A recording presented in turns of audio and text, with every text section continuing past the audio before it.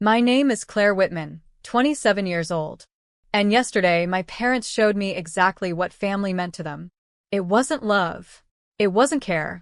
It was a demand, signed, sealed, delivered like a threat. I just landed the job people dream of $650,000 a year. Years of grinding, studying through sleepless nights, clawing my way through internships no one else wanted. And instead of pride, instead of "we're so proud of you," my mother spat greed in my face. 50% for us, 30 for your sister. No excuses. My father didn't blink. He just added the final knife. You'll do this without questions or get out of our lives. That's the moment something snapped. I smiled, silent, while my chest burned. Then, in the quietest voice I've ever heard myself speak, I said, "Of course." And by that afternoon, every drawer in my apartment was empty. Every bill they had tied to my account? Cut. Every luxury they paraded as their own? Gone. I locked my new place by the ocean, breathed in freedom, and knew the war had only just begun. Because you see, what happens when the family who tried to own you suddenly realizes you've disappeared from their lease? What happens when the hands that fed them vanish overnight? The answer came sooner than I thought. And it didn't come quietly. The first call came at 6:07 a.m. It was my mother, her voice shrill, trembling with outrage. "Claire, the mortgage company just called. They said the payment bounced. You need to fix this right now." I sat on my balcony, coffee in hand, watching the sunrise melt gold over the water. I didn't answer. By noon, my father's name lit up my phone.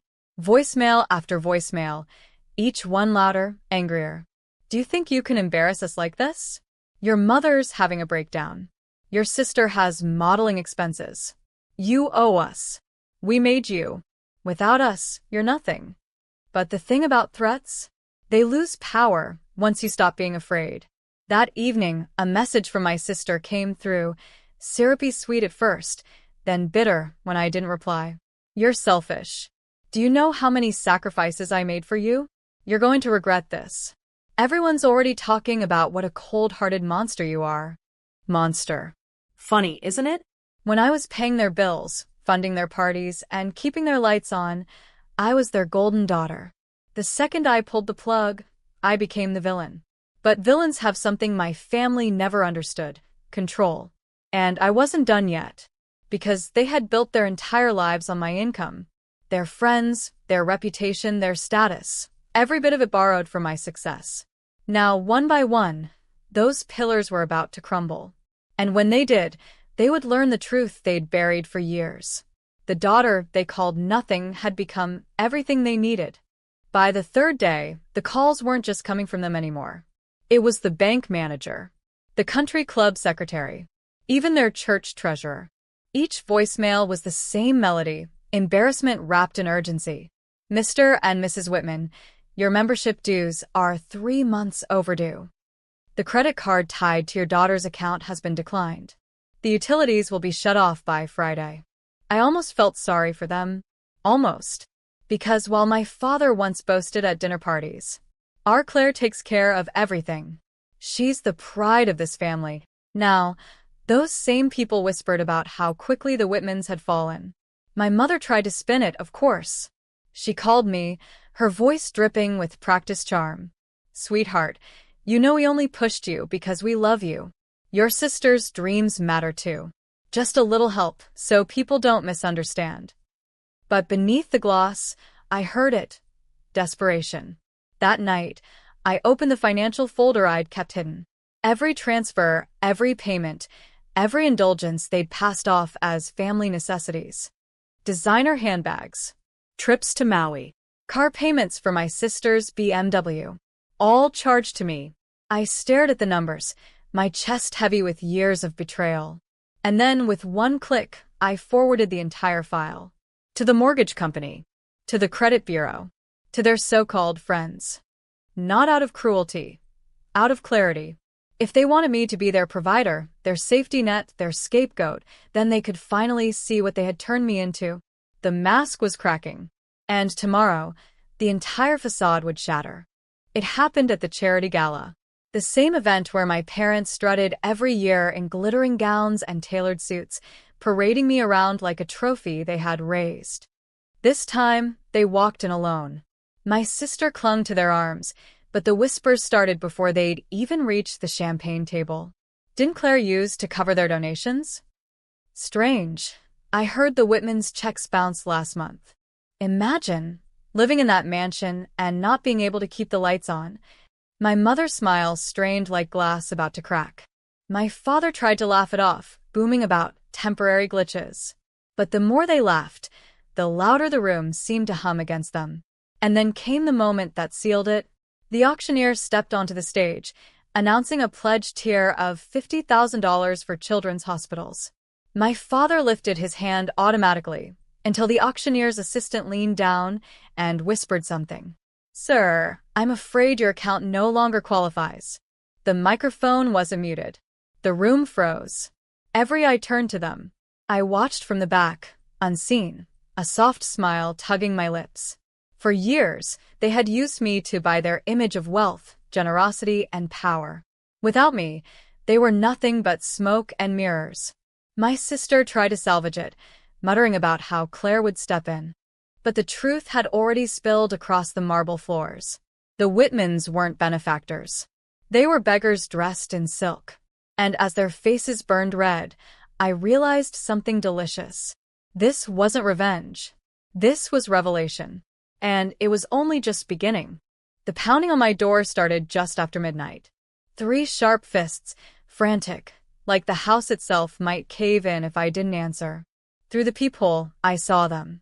My mother in her pearls, her mascara smudged like war paint, my father's jaw trembling though he tried to look defiant. My sister stood behind them, arms crossed, eyes darting like she'd been dragged there against her will. "Claire," my mother cried, voice cracking. Please open the door. You don't understand. We're losing everything." I stayed silent, letting the night stretch long. Then my father's voice, lower, harsher. "You're our daughter. This is your duty. You don't get to abandon us. UOWES." That word, oh. It was the same word he used when he took my savings account in college to fix the roof. When Mom emptied my emergency fund to cover my sister's tuition after she dropped out for the 3rd time. When they told me my promotions and my exhaustion didn't matter because family comes first, but only when it meant them. Finally, I opened the door just a crack. Just enough for them to see my face in the golden light. "No," I whispered, calm as ice. "I don't owe you. You took everything I gave, and you buried me in debt that was never mine. And now you want more? I'm not your bank. I'm not your lifeline. I'm not your scapegoat." My mother's lips trembled. My father's fists clenched. And then, quietly, I closed the door. The lock clicked. The silence that followed was louder than any scream. But in that silence I knew, tomorrow, they'd crawl lower than they ever had before. And I was ready. By morning, the headlines were already out. Whitman's default on pledges. Local power couple exposed as fraud. Daughter distances herself amid scandal. I didn't leak anything. I didn't have to. When you build your empire on borrowed money and borrowed pride, the cracks eventually scream louder than the walls. At the office, colleagues stopped by my desk, whispering. Not about me, but about them. "Did you see the news?" I always wondered how they managed those donations. "Claire, you must be humiliated." But I wasn't. For the first time in my life, I felt weightless. By noon, my phone lit up again. Not just with calls. With pleas. Texts from my sister. "Claire, can you just cover one payment, please? I'll pay you back this time. Mom hasn't eaten since yesterday. Dad says he'll apologize." That last one almost made me laugh. Apologize? After years of telling me my worth was tied to how much I handed over? After demanding slices of my salary before I could even cash the check? I didn't respond. By evening, they showed up again. Not at my home this time, but at the gates of my office tower. Disheveled. Small. Reporters caught the whole scene, my mother gripping the bars, my father shouting my name, my sister hiding her face. And there I was, stepping into the lobby in a tailored suit, pausing just long enough for the cameras to catch me looking at them. No pity, no anger, just distance. I walked away, each step echoing like a verdict. And in that moment I realized their collapse wasn't my revenge. It was their own doing. But the final act? That was mine to deliver. That night, a letter slid under my door. Handwritten. The script was shaky, ink smudged. My father's voice came alive in the lines. Claire, we were wrong. We see it now. Please, just one chance. We have nothing left. No home, no credit, no dignity. Your mother can't sleep. Your sister cries all day. If there's a shred of love left in you, meet us tomorrow. We'll explain. For a moment, I stood frozen. Once upon a time, I would have sprinted to them. I would have begged to make things right, even when I was the one bleeding. But those days were gone. Still, I went, not to save them, but to end it. We met at a cheap diner off the highway, far from the places they once flaunted. The smell of burnt coffee clung to the air. They sat in a cracked booth, smaller than I'd ever seen them. My mother's pearls were gone. My father's jacket frayed at the cuffs. My sister's mascara streaked her cheeks. They looked ordinary, almost human. Claire, my mother whispered, voice stripped of venom. Please, just help us back on our feet. One loan, one deposit. We'll pay you back. I stirred my coffee slowly, the clink of the spoon slicing the silence. You used to laugh at me, I said softly. Called me weak. Called me worthless. And now you want me to carry you again? My father reached across the table, desperate. We'll do better this time. We'll change. I pulled my hand back. Come. Final. No, I said. I've already paid more than anyone should. Their faces fell, collapsing like paper castles in the rain. I stood, left a few bills for the coffee, and walked out. Behind me, I heard nothing. No screams. No threats. Just the quiet sound of their defeat.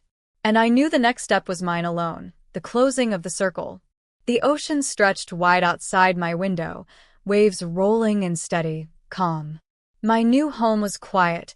No slammed doors, no demands, no voices slicing me open. Just silence, warm and alive. I thought about that diner. Their faces. The way my mother's eyes begged. The way my father's pride cracked. The way my sister crumbled when the mirror of their own cruelty was finally turned on them.